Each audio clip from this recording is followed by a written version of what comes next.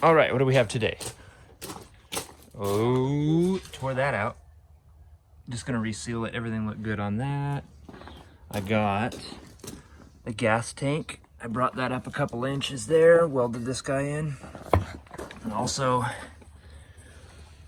brought that hanger up a couple inches and welded that in. So the gas tank will be up from the frame rail. So really the only thing left to do is finish this tunnel hole here, which should be in a day or two. And at the moment, we're getting these welded up. I made holes in the bottom of these plates for the airbag air fitting to go through, and the mounting bolts, which I'm gonna have to figure out a way to get through this hole here to tighten a bolt up in there. And I made a relief cut on the side here for the air valve, for the air line to come out, so I can run that down the frame rail. So we're gonna start with this. There's a whole lot of geometry involved here, getting this exactly the same height to this point and getting it the same down to this point against the frame and the back.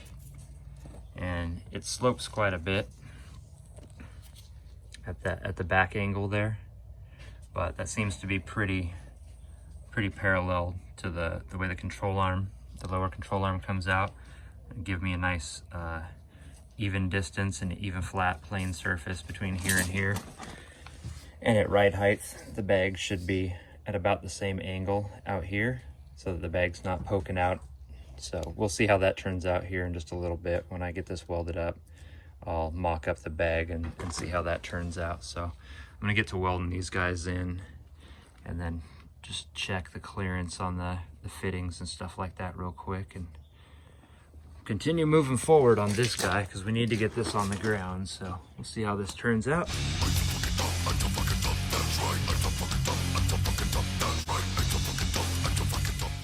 All right, so here's the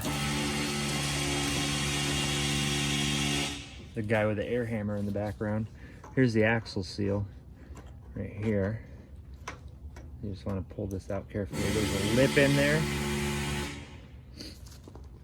If we can get it out to identify the number on it.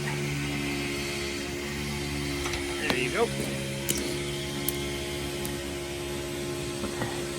There's a lip right in there where that bottoms out too. A nice thick seal.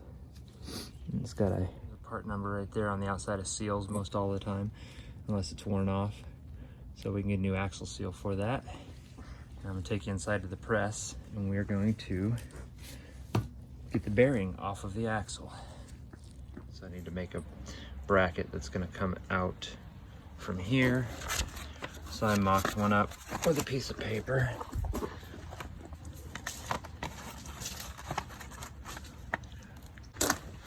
Just came over and traced this out on my stock 1/4-inch steel. I'm gonna cut that out.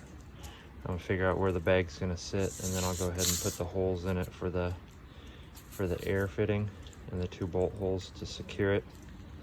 I'll have to drill those through the top, but it needs to have something to sit on. So we'll start there, flip it over for the driver's side, go cut these out, clean them up, and kind of set them in and mock them up some more. All right, so right here you have a locking tab on this nut. Get that out of the way. They're very gentle. It broke, but there's that many more of them. Not worried about it. Get that out of the way.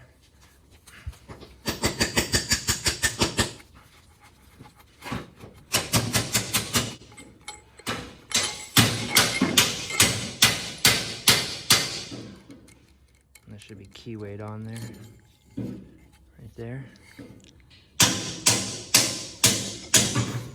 Keyway on the back side, and a washer.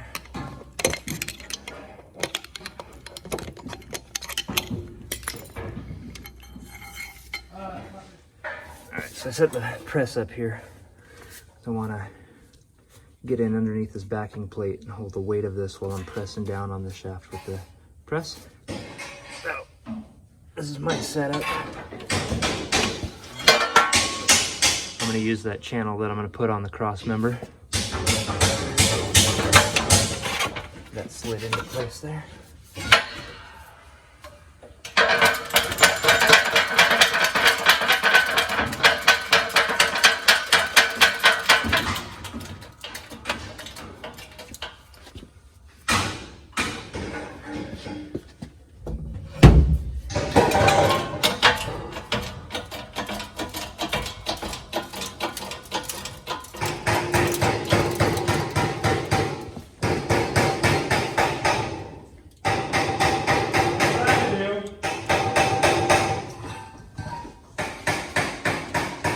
I feel like I got enough tension on this. Like a performance car. And I want to go ahead and wrap on this axle just a little bit to shock this. Try to get that to pop out so that I don't have too much weight on it. So it doesn't just completely launch off of there like the last one did.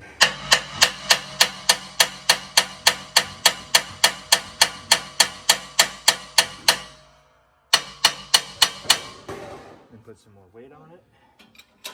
And continue. Oh, that one already came off. The last one just detonated. There we go. That's loose. Alright, let's recap real quick. So this was the axle seal that was inside the axle.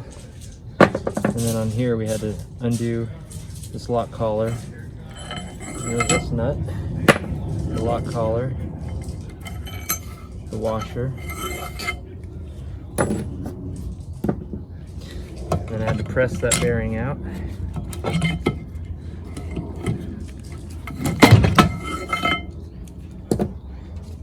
Take this out. And there's a seal here. I had to pry this guy out. Prying it didn't work, so what I had to do is I had to punch it out from the back side with a screwdriver. Do that again. So then you'll need that seal. And then you're gonna have to get in there behind this front plate. So I think you're gonna have to, if you can't get in there real gently, because this collar here so holds the seal. You can't get in there behind to hit the race. You have to remove this by punching these bolts out here. They're splined in. And just make sure you don't damage the threads here. And punch these guys out. And then this plate should come off and you should be able to hit that race and get the inner race out. But that one looks like it's not in bad shape at all. I'll clean it up and look at it. See if I need to replace it. And then we might as well replace the lug nut studs. The lug studs while we're at it, but there's really nothing else in here as long as you clean the surface up for the seal. Should be fine. Clean the threading up, and then this one here for the inner seal.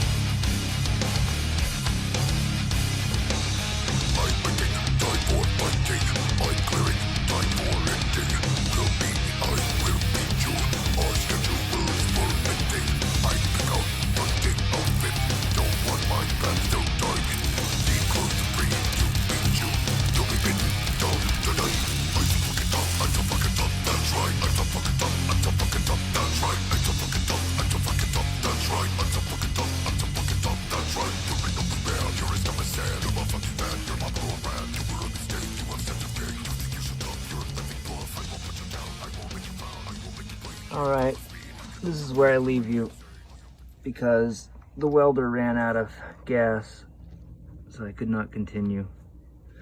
So I got this side done, so I went ahead and painted it up. It ain't pretty, but it's structural, and then I'll spray it down with some bed liner, give it a little bit better appeal. So that looks pretty good, because from here, once this is all done, you're going to be able to see all that, but that's fine. I'm not worried about really what it looks like, just that it's all one big happy package when I'm done with it. So I'll get some gas tomorrow, finish this up, and then I'll rebushing the bottom control arms, get the plates welded on there to hold the lowers of the airbag, and I'll weld on these, not torsion bars, these I don't know, drag links, whatever the hell. I'll get these control arm, drag link, whatever the hell they are. They go here. They go right there. And then they bolt in that front hole there. So I'll get some bushings for those later, but I'll go ahead and I'm gonna weld this on here so that the height isn't too high, so the bag doesn't touch a bolt or something right here. I'm just gonna weld a plate across the top of that, and then I'll put my hole through here somewhere. I'll just cut a nice good hole in there for the bottom bolt for the airbag. Clean this up a little bit, get that all put together. And then there's this lip here on the front that hangs out lower than this. I'm gonna cut this whole lip off the front. It's already been damaged. And at some point, after I get the bumper made and everything, I may need to put a skid plate under there depending on where the oil pan is and such, but I'll go ahead and get the ball joints replaced, upper and lower, and the control arm bushing. And I think the upper control arm bushings are fine, so at least get that set, get the air hooked up so that I can inflate that. And also, probably tomorrow, I'm gonna be cutting out that cross member here. Let me cutting that out because it hangs down too low. So that one's a different story. I might flat plate that or something. I'm not exactly sure what I'm gonna do with that guy. There's a certain amount of clearance, and the transmission mount over here on this side, but this one's for the frame, so there's nothing really mounted to that except the e-brake cable. Hi guys, I'm Madman. Let's read the comment. What is this? What the fuck is this? I guess it's hard to understand you, sir. Why you didn't understand me? Oh, maybe because you sound like a big-ass gorilla sometimes, sir. Everybody listen what I say. Is this my faces? Or this is all my band? Look, even the Red Robin here. Look at his stupid face. And my beauty perfect. Why you need to sell t-shirts? I thought you were a billionaire, sir. I am a billionaire because everybody buying my shirts. I'm just, no.